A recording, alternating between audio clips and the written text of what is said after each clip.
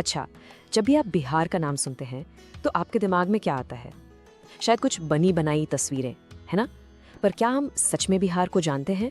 आज हम बिहार की एक ऐसी कहानी जानेंगे जो शायद आपने पहले कभी नहीं सुनी होगी। एक कहानी जो सिर्फ आंकड़ों या नक्शों की नहीं, बल्कि इसके इतिहास, इसकी जमीन और हाँ, इसके लोगों की है। तो चलिए इस दिलचस्प सफर पर मेरे साथ निकलिए। और देखिए, किसी भी कहानी को समझने का सबसे अच्छा तरीका क्या होता है? उसके नाम से शुरू करना। तो मेरा सवाल सीधा सा है, बिहार का नाम बिहार ही क्यों पड़ा, कुछ और क्यों नहीं? और आपको जानकर हैरानी होगी कि इसी एक सवाल के जवाब में इस राज्य की पूरी पहचान छिपी हुई है। तो चलिए सबसे पहले इसी राज से पर्दा उठाते हैं, क्योंकि बिहार का नाम वो सिर्फ एक नाम नहीं है, ये इस जमीन की सदियों पुरानी पहचान है। एक ऐसी पहचान जो सीधे सीधे ज्ञान और अध्यात्म से जुड़ी है। तो कहानी ये है कि बिहार शब्द असल में आया है पाली भाषा के शब्द विहार से, और विहार का मतलब सीधा सा मतलब है बौद्ध भिक्षुओं के रहने की जगह, या कह लीजिए मठ। जरा सोचिए, इस पूरे राज्य के नाम में ही मठ और ज्ञान का सार है।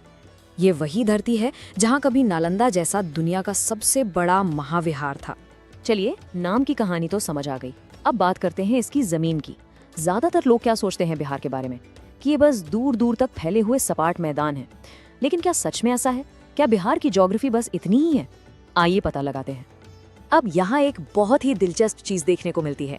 गंगा नदी बिहार को ठीक बीच से लगभग 2 बराबर हिस्सों में बांट देती है, और कमाल की बात यह है कि इन दोनों हिस्सों का भूगोल, यहाँ तक कि नदियों का स्वभाव भी एक दूसरे से बिल्कुल अलग है।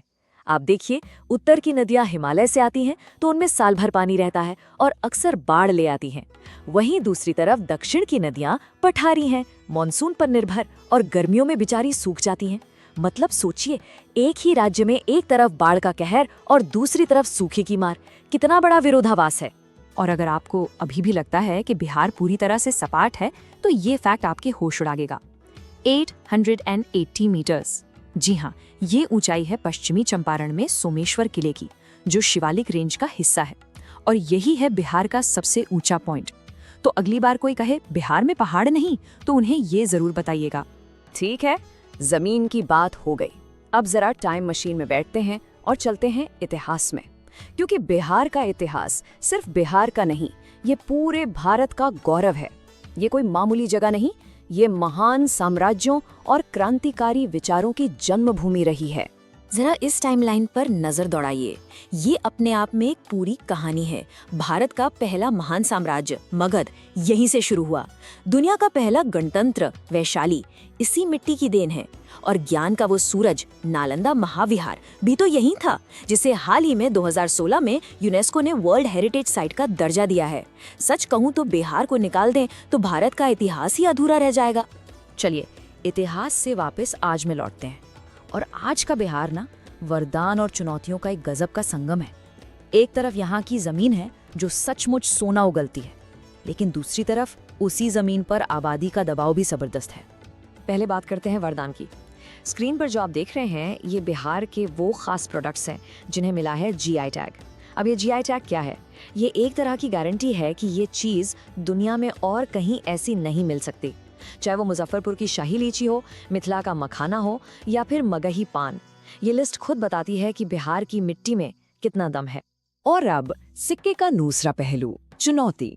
ये नंबर देखिए, 1106 व्यक्ति प्रति वर्ग किलोमीटर। ये सिर्फ एक आंकड़ा नहीं है, ये इस बात का सबूत है कि बिहार के संसाधनों पर कितना ज्यादा, कितना भारी दबाव है। ये चार्ट देखिए, इससे बात और भी साफ हो जाएगी। जहां पूरे भारत का औसत जनसंख्या घनत्व 382 है, वहीं बिहार का है 1086, मतलब नेशनल एवरेज से लगभग 3 गुना ज्यादा। और यही आंकड़ा बिहार को भारत का सबसे घनी आबादी वाला राज्य बना देता है। लेकिन सुनिए, बिहार सिर्फ आंकड़ों और चुनौतियों की कहानी नहीं है, बिल्कुल नहीं। इसकी एक अपनी आत्मा है, एक धड़कन है जो बसती है इसकी संस्कृति में, इसके प्रतीकों में और इसकी जुबान में। ये हैं बिहार के राजकीय प्रतीक, और जानते हैं, इनमें से हर एक के पीछे एक गहरा मतलब है। जैसे राजकीय पशु बैल, जो बताता है कि ये कृषि प्रधान राज्य है, और राजकीय पेड़ पीपल, जो हमें सीधे उस बोधि वृक्ष की याद दिलाता है जिसके नीचे भगवान बुद्ध को ज्ञान मिला था। हर प्रतीक एक कहानी है। और अगर बिहार की आत्मा को सच में समझना है ना, तो आपको इसकी भाषाएं सुननी होंगी। यहाँ सिर्फ हिंदी या भोजपुरी नहीं है, यहाँ मैथिली जैसी बेहद मीठी और समृद्ध भाषा भी है। और हाँ, इसे सिर्फ एक बोली समझने की गलती बिल्कुल मत कीजिएगा। मैथिली को हमारे संविधान की 8वीं अनुसूची में शामिल किया गया है, जो इसे एक राष्ट्रीय भाषा का दर्जा देता है। तो बात चाहे मधुबनी पेंटिंग के चटक रंगों की हो, लिट्टी चोखा के जबरदस्त स्वाद की हो, या फिर भोजपुरी गानों की उस धुन की जो आपको नाचने पर मजबूर कर दे, इन सब से मिलकर ही तो बनती है बिहार की वो जिंदा दिल संस्कृति जो दुनिया भर में मशहूर है। तो इस पूरे सफर के बाद हम बिहार के बारे में क्या कह सकते हैं?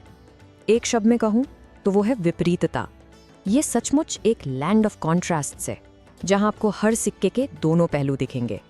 ये प्राचीन भी है और आधुनिक भी।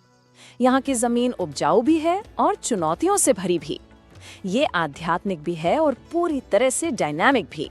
यही तो है असली बिहार। और आखिर में शायद इन सारे तथ्यों और आंकड़ों से भी बढ़कर एक बात है।